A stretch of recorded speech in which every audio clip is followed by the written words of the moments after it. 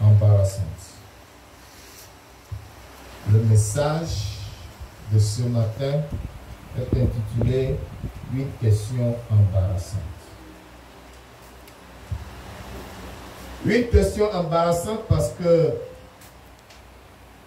c'est une question qui peut laisser quelqu'un dans le doute, qui peut amener quelqu'un à ne pas prendre de décision, à laisser quelqu'un dans l'irrésolution.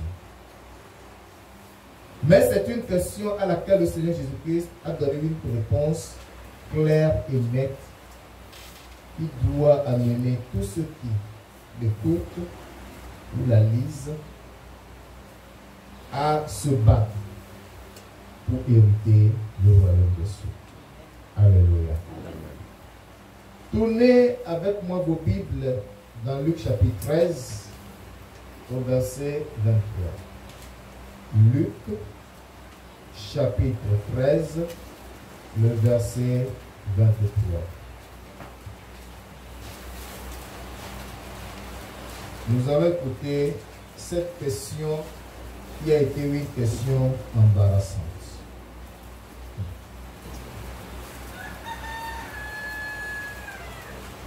Luc 13, verset 23.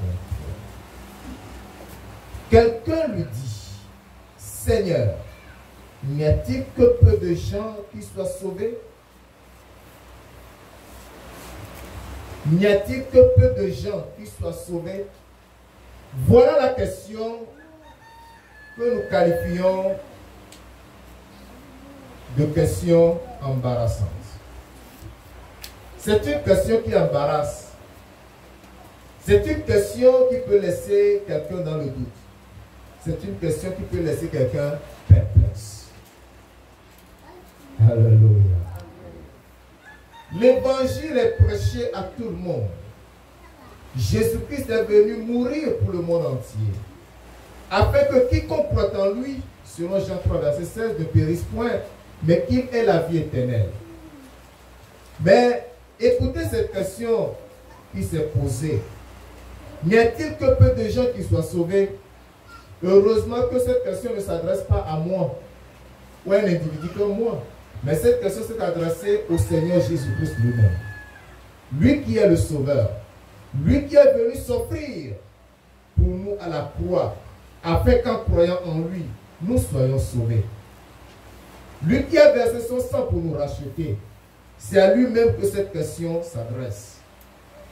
Et si nous analysons bien la question, nous allons nous rendre compte que celui qui a posé cette question est resté à un moment, après avoir écouté les enseignements de Jésus-Christ, il est resté à un moment soucieux ou pensant. Il a pris beaucoup de temps pour réfléchir aux enseignements de Jésus. Il a pris beaucoup de temps pour méditer sur ce que Jésus-Christ a dit. Et il était vu obligé de lui poser cette question. Sa préoccupation, c'est que lui, il veut avoir la vie éternelle. Il veut être sauvé. Mais quand l'enseignement de Jésus, Jésus aurait dit, il n'y a que peu de gens qui soient sauvés, il lui a retiré la question. Seigneur, n'y a-t-il que peu de gens qui soient sauvés? Cette question est-elle vraie? C'est ce que tu voudras dire à travers ton enseignement, Seigneur. Explique-moi s'il n'y aura que peu de gens qui soient sauvés. Alléluia. Je bénis le Seigneur parce que Jésus-Christ a eu à répondre à cette question dans les détails. Nous allons lire la réponse que Jésus a donnée. Je reprends du verset 23 jusqu'au verset 30. Quelqu'un lui dit, Seigneur, n'y a-t-il que peu de gens qui soient sauvés? Il leur répondit, efforcez-vous d'entrer par la porte étroite. Quand je vous le dis, beaucoup chercheront à entrer et ne le pourront pas. Quand le maître de la maison se sera levé et aura fermé la porte, et que vous, étant dehors, vous commencerez à frapper à la porte en disant, Seigneur, Seigneur, ouvre-nous. Il vous répondra, je ne sais d'où vous êtes. Alors vous vous mettrez à dire, nous avons mangé et bu devant toi, et tu as enseigné dans nos rues. Et il répondra, je vous le dis, je ne sais d'où vous êtes, retirez-vous de moi, vous tous ouvriers d'iniquité. C'est là qu'il y aura des pleurs et des grincements de dents. Quand vous verrez Abraham, Isaac et Jacob et tous les prophètes dans le royaume de Dieu, et que vous serez jetés dehors. Il en viendra de l'Orient et de l'Occident, du Nord et du Midi, et ils se mettront à table dans le royaume de Dieu. Et voici, il y en a des derniers qui seront les premiers, et des premiers qui seront les derniers. Amen. Amen. Amen. Amen. Je bénis le Seigneur pour ce passage, pour la réponse du Seigneur Jésus-Christ à cette question embarrassante. Lui qui connaît toute la vérité, lui qui est lui-même la vérité, il a répondu, il a donné tous les détails que cet homme a besoin de connaître. Il dit, efforcez-vous d'entrer par la porte étroite. Et ça, c'est le verset 24. Jésus a déjà enseigné concernant cette porte étroite. Matthieu chapitre 7, versets 13 et 14. Matthieu 7, versets 13 et 14. Entrez par la porte étroite, car large est la porte. Spacieux est le chemin qui mène à la perdition, et il y en a beaucoup qui entrent par là. Mais étroite est la porte, resserrez le chemin qui mène à la vie, et il y en a peu qui les trouvent. Alléluia. L'enseignement de Jésus-Christ ici est celui qui a poussé cet homme à poser la question, à savoir, y en a-t-il peu, n'y a-t-il que peu de gens qui soient sauvés? Parce que Jésus a dit, étroite est la porte, resserrez le chemin qui mène à la vie. Et il y en a peu qui les trouvent. Peu qui trouvent cette porte étroite, peu qui trouvent ce chemin resserré. C'est ça le chemin de la vie éternelle. C'est ça la porte de la vie éternelle. Et très peu seulement qui les trouvent. Nous comprenons ici l'embarras de cet homme qui a posé la question. Parce que la porte du royaume et le chemin qui y mène ne sont pas aussi larges que le premier chemin et la première porte qui nous sont présentés dans le verset 13 de Matthieu chapitre 7. Qu'est-ce qu'il nous dit? Il dit, car large est la porte et spacieux est le chemin qui mène où? À la perdition. Et il y en a beaucoup qui entrent par là. Nous comprenons donc qu'il y a deux chemins, deux portes et deux destinées différentes. La porte large et le chemin spacieux qui mène à la perdition. La destinée où mène la porte large et le chemin spacieux, c'est la perdition. Donc nous voyons que la première porte, le premier chemin et la première destinée s'opposent à la deuxième porte, au deuxième chemin et à la deuxième destinée. Pourquoi est-ce que le chemin et la porte qui mènent à la perdition sont décrits comme étant larges et spacieux? Parce que c'est la porte et le chemin de tout est permis. Alléluia. Amen. Je dis quoi? Le chemin et la porte de tout est permis. Alléluia. Amen. Tout est permis sur ce chemin.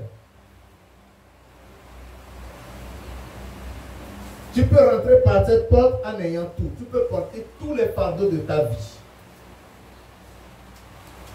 Tu peux aller avec ta copine ou ton copain, ton petit ami ou ta petite amie. Sur ce chemin, on marche de front. C'est-à-dire que vous pouvez vous aligner comme ça et marcher tous ensemble. À 5, à 6, à 8, à 10, selon le nombre. Chacun avec tous ses fardeaux. Et il y a quoi dans ces fardeaux? Dans ces fardeaux, il y a l'adultère, il y a la fornication, il y a la masturbation, il y a la bestialité, il y a l'homosexualité, il y a les injures, il y a les querelles, il y a la violence, il y a le vol, il y a le mensonge, il y a le manque de pardon, il y a la rancune, il y a la méchanceté, il y a les crimes, il y a les meurtres, il y a les avortements, il y a tout dans ces fardeaux. Si tu poses sur la tête et que ta tête est trop petite pour les contenir, tu peux mettre certains au dos. Quand ton dos est trop petit, tu peux mettre ça à gauche ou à droite. Toi seul, et tu peux marcher parce que la porte là est suffisamment large pour que tu puisses passer et emprunter la route aussi qui est très spacieuse. Rien ne va te déranger. Alléluia. Amen. Et sur ce chemin, vous pouvez vous bagarrer comme vous voulez. Mais sachez que la fin du chemin, c'est la perdition. Telle voie paraît droite à l'homme, mais son issue, c'est la voie de la mort. C'est la voie qui conduit à la mort. Porte large, chemin spacieux. Autant pour moi. Tout est permis. Vous pouvez tout faire.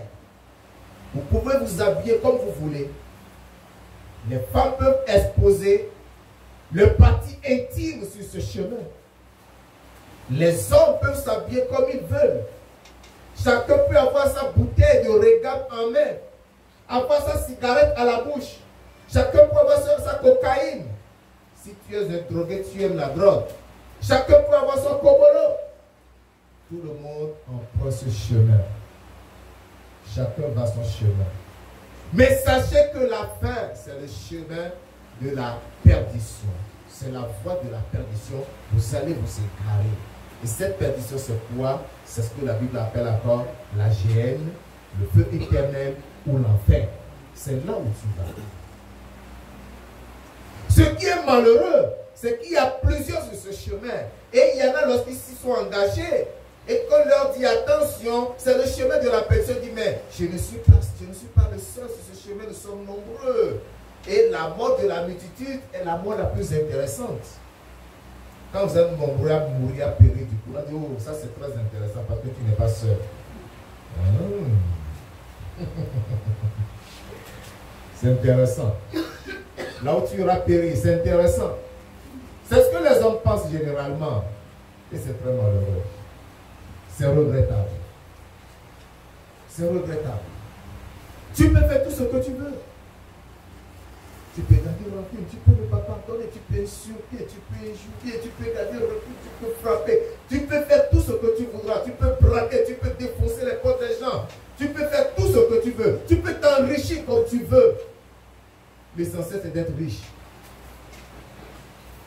Tu peux posséder tout ce que tu veux. Mais il faut que tu saches que tu es en train de périr. C'est l'avertissement que je vais donner chacun de nous aujourd'hui. Mais la porte étroite et le chemin resserré sont réservés à très peu de personnes. Alléluia. Malheureusement encore, ce ne sont pas tous ceux qui vont à l'église qui voient cette porte et ce chemin et qui y marchent. Comprenez bien, ouvrez les oreilles. Parce que l'église est un mélange de tout. Quand je parle d'église, je ne parle pas de l'église spirituelle, je parle de l'église bâtiment cette fois-ci. Comme nous sommes ici ce matin, tu peux être ancien comme nouveau. Tu peux avoir déjà fait 1 an, 2 ans dans l'église. Tu peux avoir déjà fait 3 mois ou 1 mois. Tu es là dans l'église. Mais est-ce que tu es rentré par la porte étroite? Est-ce que tu marches sur le chemin resserré? Il y en a qui sont dedans. Ils sont là tous les dimanches, ils sont là tous les mardis. Mais leur vie. Allez les voir au dehors. Vous comprendrez ce que c'est leur vie. Leur vie est en déphasage avec la parole qu'ils lisent et qui leur est prêchée. Ce sont des gens qui ne sont pas prêts à pardonner. Ce sont des gens, lorsque vous les corrigez, vous devenez leur ennemi. Ça, c'est merveilleux. Quand je deviens ton ennemi après t'avoir corrigé, gloire à Dieu. Comme tu penses sur ton fardeau. Ce sont des gens qui sont là, mais qui gardent encore les copines, qui gèrent. Tu es là dans l'église, mais tu es toujours présent dans les boîtes de nuit. Tu es là dans l'église, mais la cigarette est encore là. La drogue est là. Les mauvaises choses sont là. La mauvaise vie est là. Et pourtant, tu es à l'église. Tu peux tout faire dans l'église. Mais ta vie, il n'y a que toi seul qui la connaît. Et il y en a qui sont sincères, qui sont déterminés, qui sont décidés à suivre la voie de Dieu. Et ils le font sincèrement. Mais Jésus nous fait comprendre que ceux-là sont peu. Alléluia. Ceux-là sont comment? Peu. Donc nous voyons la majorité des personnes qui vont à la perdition. Nous voyons une première majorité qui est absolument, strictement dans le monde. Eux, ils ont tourné dos à l'église. Malheureusement, il y en a dans l'église, mais qui ont tourné dos à l'église. Vous comprenez ça? Tu es là-dedans, mais tu lui as tourné dos. Ce qui voudra dire que tu n'es pas là dans l'église. Dieu ne te connaît pas, ton nom n'est pas écrit dans le livre de vie. Et toi-même, tu connais l'avenir qui t'attend. Et tu es convaincu que si la trompette sonnait, tu ne partirais pas. Ou si tu mourrais, tu allais en enfer. Mais tu ne fais aucun effort pour laisser la mauvaise vie. Le péché encore. C'est pour cela que Jésus dit, il y a peu qui voient cette porte et ce chemin. Porte étroite, chemin resserré. Vous voyez, ce chemin est si resserré qu'on ne peut pas y marcher de front. C'est-à-dire vous ne pouvez pas vous aligner dans ce sens, mais vous êtes obligé de vous aligner comme ça. C'est à la queue l'un derrière l'autre. Même si vous êtes légalement marié, hein, sur ce chemin-là, on ne mange pas bras dessus, bras dessous. C'est interdit. Parce que vous avez l'habitude de dire que le salut est personnel. C'est ça. Si ma femme ne veut pas sur ce chemin, je ne vais pas à cause d'elle aller en enfer. Elle prend ce chemin de l'enfer, je prends mon chemin du ciel. Mon devoir consiste à l'amener à comprendre que le chemin qu'elle emprunte est le chemin de la passion. Mais si elle refuse, c'est son problème. Si mon enfant refuse, je fais tout, je prie pour lui, je l'exhorte, il ne veut pas. C'est son problème. Moi, je m'y engage. Je ne vais pas le suivre pour aller en enfer. Jamais. C'est comme ça. Le chemin là est chacun pour soi. Donc, c'est à la colère. Aucun fardeau n'est permis. Aucun fardeau. Tu ne peux porter aucun fardeau.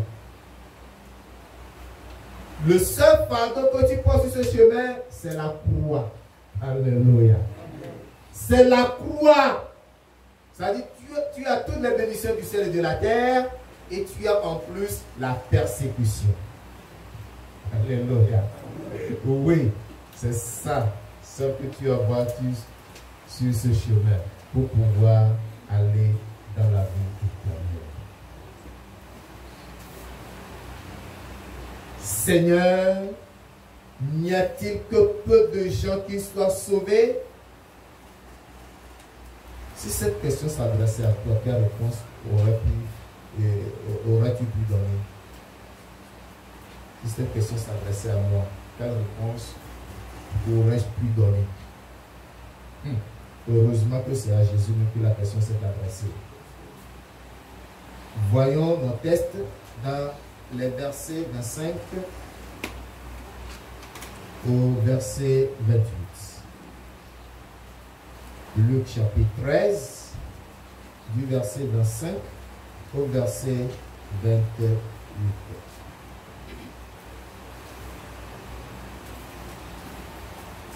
quand le maître de la maison se sera levé et aura fermé la porte, et que vous étant dehors, vous commencerez à frapper à la porte en disant, Seigneur, Seigneur, ouvre-nous. Il vous répondra, je ne sais d'où vous êtes. Alors, vous vous mettrez à dire, nous avons mangé et bu devant toi, et tu as enseigné dans nos rues. Et il répondra, je vous le dis, je ne sais d'où vous êtes, retirez-vous de moi, vous tous ouvriers d'iniquité. Verset 28. C'est là qu'il y aura des pleurs et des grincements de dents, quand vous verrez Abraham, Isaac et Jacob et tous les prophètes dans le royaume de Dieu, et que vous serez jetés dehors. Alléluia. Ce passage nous montre clairement et en un seul mot le rejet des faux chrétiens, les faux disciples. Parce que ceux qui ont répondu ici, ceux qui ont parlé, qu'est-ce qu'ils ont dit? Relisons ensemble. Relisons. Dit, je lis le verset 25. Quand le maître de la maison se sera levé et aura fermé la porte, et que vous étant dehors, vous commencerez à frapper à la porte en disant quoi? Seigneur, Seigneur, ouvre-nous. Il vous répondra, je sais d'où vous êtes. Verset 26 maintenant. Alors, vous vous mettrez à dire, nous avons mangé et bu devant toi, et tu as enseigné dans nos rues. Oui, le Seigneur a enseigné dans vos rues. Qu'est-ce que vous en avez fait? Il a enseigné dans vos rues. Qu'est-ce que vous avez fait des enseignements qu'il vous a donnés dans vos rues? Seigneur, même le dimanche 11 juillet 2021, j'étais à l'église. Oui. Tu étais à l'église, qu'est-ce que tu as fait? Tu as écouté le message, qu'est-ce que tu en as fait? Le tout n'est pas que le Seigneur ait enseigné dans vos rues. Le tout n'est pas que vous soyez allés à l'église. Le tout, ce qui compte, c'est de vous conformer à la parole. C'est ce que le Seigneur veut, c'est ce qu'il demande. Alléluia. Les gens vont se justifier ce dernier jour.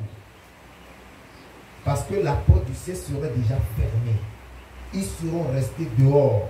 Ils vont rester là, se lamenter. Ils vont frapper de toute leur force la porte. Mais la porte ne s'ouvrira plus. C'est fermé, c'est fermé. Le Seigneur leur dira, je vous le dis, je ne sais d'où vous êtes. Retirez-vous de moi, vous tous ouvriers d'iniquité.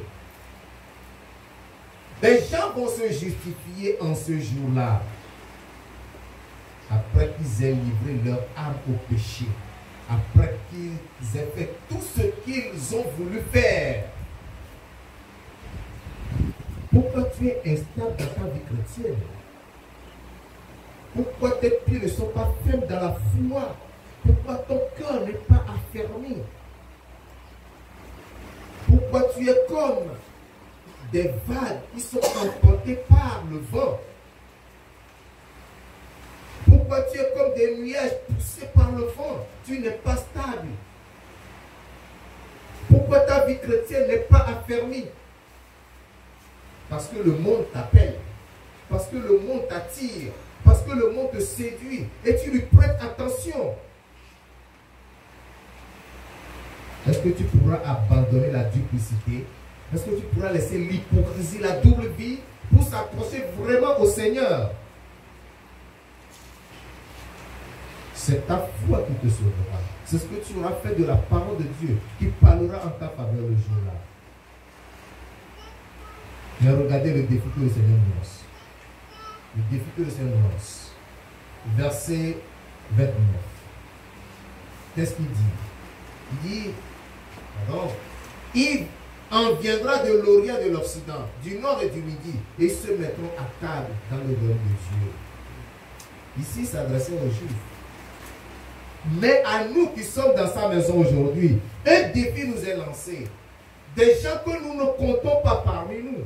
Des gens que nous ne voyons même pas à l'église. En ce jour-là, tu risqueras de les voir de là où tu te trouverais hors de la porte, dans le royaume. Alors que toi, tu serais hors de la porte, en train de prier de te morfondre, de gémir à cause de ta vie. C'est pour cela que Jésus-Christ a dit dans Matthieu 21 au verset 31, disons Matthieu 21, le verset 31.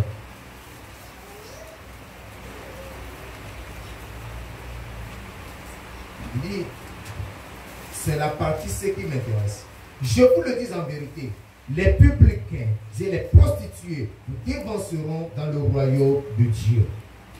Alléluia. Amen. Les publicains, les gens de mauvaise vie et les prostituées, ces femmes qui se vendent pour de l'argent, dévanceront les enfants du royaume même. C'est pourquoi nous devons faire très attention. L'apôtre Paul, connaissant ça, a averti l'Église en disant ceci, que celui qui croit être debout prenne garde de tomber. Alléluia. C'est possible d'être chrétien aujourd'hui, mais la question de savoir, seras-tu encore chrétien demain? Tu l'es aujourd'hui. Aujourd'hui, tu peux dire, gloire à Dieu, alléluia, le Seigneur m'a sauvé, je suis délivré, je suis sanctifié. Mais demain, est-ce que tu pourras encore crier, gloire à Dieu, alléluia, je suis sauvé, je suis sanctifié, je suis délivré du monde et du péché? Que celui qui croit être debout prenne garde de tomber. Et dans nos textes, au verset 30, qu'est-ce qu'il dit en terminant? Et voici, il y en a des derniers qui seront les premiers et des premiers qui seront les derniers. Alléluia. C'est ici même que se trouve le message. C'est ici même que nous devons comprendre quelque chose. Quand on dit les premiers seront les derniers, écoutez très bien. Il y en a qui sont vraiment considérés, qui sont respectés dans la société et dans l'église. Ce sont des gens qui ont de la richesse, des gens qui sont instruits, des gens qui occupent des positions influentes, des gens qui ont des talents. Ces personnes sont tenues en haute estime. Et même dans l'église, on les trouve. Et ils sont vraiment respectés. De ceux-là, le Seigneur dit, ils sont les premiers, mais ils seront les derniers. Et c'est à juste titre que le Seigneur a dit qu'il est plus facile à un chameau d'entrer par le trou d'une aiguille qu'à un riche d'entrer dans le royaume des cieux. Alléluia. Le Seigneur n'a pas exclu les riches de son royaume. Il n'a pas dit que si tu es riche, tu n'entreras pas dans le royaume des cieux. Il est en train de dire que lorsque ton cœur s'attache à sa richesse plus qu'à lui, lorsque tu fais de ta fortune ton existence, tout ton intérêt est centré sur ta richesse, sur tes talents, sur ta position, sur ton niveau d'instruction, sur ta beauté, cela t'arrache de mon royaume.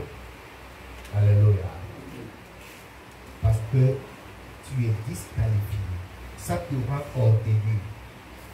Et tu accordes la dernière place à la parole de Dieu dans ta vie. Et des derniers qui seront les premiers. Cela voudrait dire qu'il y en a qu'on ne considère même pas. Des gens sans valeur, ceux-là rentreront dans le royaume. Pourquoi? Parce qu'ils se sont attachés à Dieu. Alléluia. Nous évaluons les gens par ce que nous voyons. Mais Dieu évalue les hommes en regardant dans son cœur. C'est pour cela qu'il a dit à Samuel, lorsqu'il était dans la maison d'Isaïe pour un David, quand il avait vu Élie, il a dit, oh, voilà, loin de Dieu est devant moi. Il a dit, c'est pas lui. C'est pas lui. Vous les hommes là, vous regardez ce qui frappe à l'œil. Même moi, je regarde au cœur. C'est comme ça. Notre mesure, notre instrument de mesure n'est pas le même que l'instrument de mesure de Dieu. Lorsque toi tu vois l'apparence de la personne, tu la respectes, tu la considères, tu l'estimes, Dieu, quand tu vois l'apparence, il le méprise, il le rejette. Parce que Dieu a vu son cœur n'est pas droit. Regardez cette femme veuve-là. Quand Jésus-Christ était dans le temple et que les gens allaient mettre leurs offrandes, Les gens mettaient de gros sous. Mais la veuve a mis quoi? 2 petits sous. Qui faisaient un quart de sou. Et Jésus a dit, cette femme, 2 petites pièces qui faisaient le quart d'un sou. Et Jésus a dit, cette veuve en a donné plus que tous ceux qui ont donné de grands sommes. Parce que eux, ils n'ont donné que de leur superflu. Mais cette femme a donné tout ce qu'il a. Ce qui voudra dire que cette femme est sincère. L'attitude de cette femme décrit le caractère des gens qui sont sincères avec Dieu. Dieu voit notre sincérité, il nous évalue en fonction de notre sincérité. Il y en a qui sont très légers. Tu n'étais pas là à l'église, la soeur te rend visite, la soeur te dit, oh, la prochaine fois je serai là, compte-moi, quel que soit ce qui arrive, tu me verras à l'église. Le jour arrive, tu es encore absente. Où est la sincérité? C'est la sincérité de notre cœur. C'est la pureté de notre cœur. C'est notre persévérance et notre amour que Dieu évalue. C'est ça qui nous permettra d'entrer dans le royaume. Gloire à Dieu. Amen. Es-tu sincère? Es-tu pur? Heureux ceux qui ont le cœur pur, car ils verront le royaume des cieux. Voyons le cas de Marie de Béthanie. Jésus-Christ était arrivé. Cette femme a répandu sur Jésus-Christ un parfum de grand prix. Alléluia. Et avec ses cheveux, il est sur le pied de Jésus. Non! Pourquoi ça c'est du gaspillage? Tu pourrais prendre ce parfum et nous allons donner l'argent aux pauvres. Elle a fait une bonne œuvre. Alléluia. Parce que cette femme, Marie de Béthanie, a aimé Jésus de tout son cœur. Est-ce que tu aimes Dieu de tout ton cœur? Est-ce que tu aimes Dieu plus que toi-même? Est-ce que tu aimes Dieu plus que ton mari? Est-ce que tu aimes Dieu plus que ta femme? Est-ce que tu aimes Dieu plus que ton travail? Est-ce que tu aimes Dieu plus que tes enfants? Notre amour pour Dieu doit dépasser notre amour pour toute autre personne, pour toute autre chose. Ton attachement au Seigneur doit être sincère. Et je pourrais me permettre de dire qu'il faut que ce soit salé d'amour, ton attachement. Il faut que ce soit salé d'amour. C'est l'amour que Dieu recherche. Est-ce que tu aimes vraiment Dieu? Regarde combien il t'a aimé jusqu'à donner son Fils unique comme une personne sans valeur qui est mort pour toi. Nous devons aussi aimer Dieu. C'est ce que Dieu veut pour nous. Et donc, ces genres de personnes de rang inférieur sont estimées par Dieu. Mais ce n'est pas un passeport pour entrer au ciel lorsque tu n'es pas considéré. Il faut que ton cœur puisse répondre aux critères que Dieu exige. De la même manière, lorsque le riche permet à son cœur de se détacher de sa richesse, celui qui est le plus beau, celui qui est la plus belle, son cœur se détache de sa beauté, celui qui a le diplôme le plus élevé, son cœur se détache de son diplôme, et que son cœur s'attache à Dieu, et il aime Dieu, il est sincère, il est pur de cœur, cette personne a sa place dans le royaume.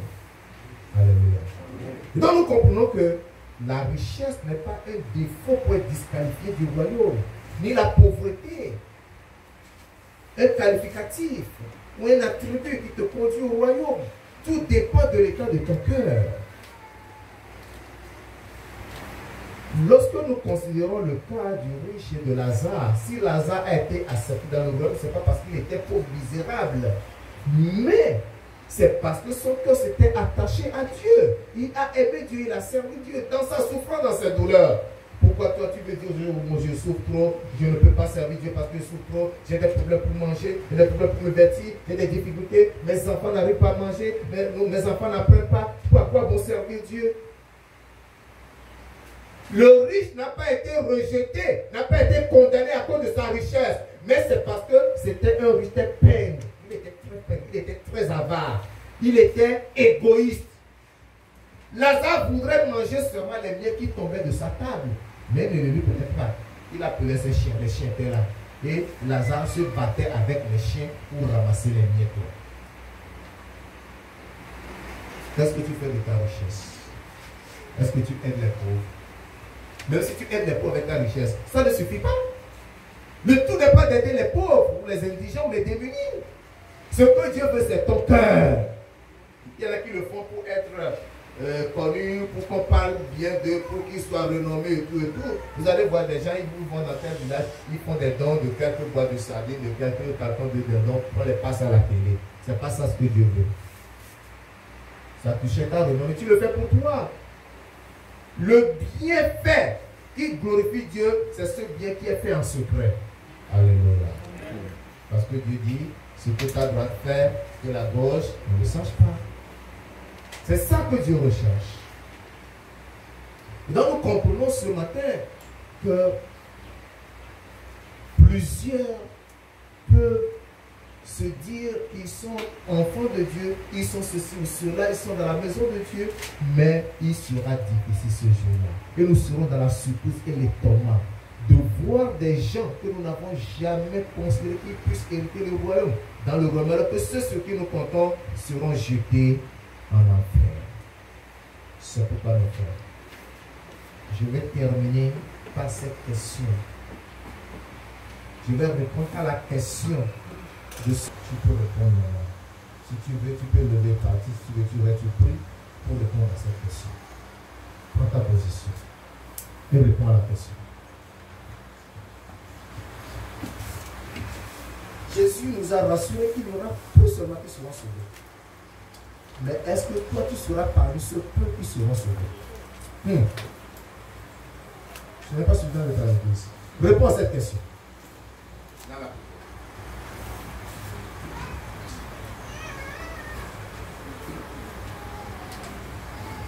Comme toi-même tu vois déjà que tu es disqualifié, la seule chose à faire c'est la repentance. C'est d'implorer la miséricorde du Seigneur pour que tes péchés te soient pardonnés, pour que ta vie soit transformée, pour que tu sois régénéré. Et si tu n'avais pas encore Jésus dans ton cœur, repens-toi, accepte Jésus, invite-le. Qu'il soit ton Seigneur, ton sauveur personnel. Qu'il soit le maître de ta vie, qu'il te guide et te dirige. Parle au Seigneur.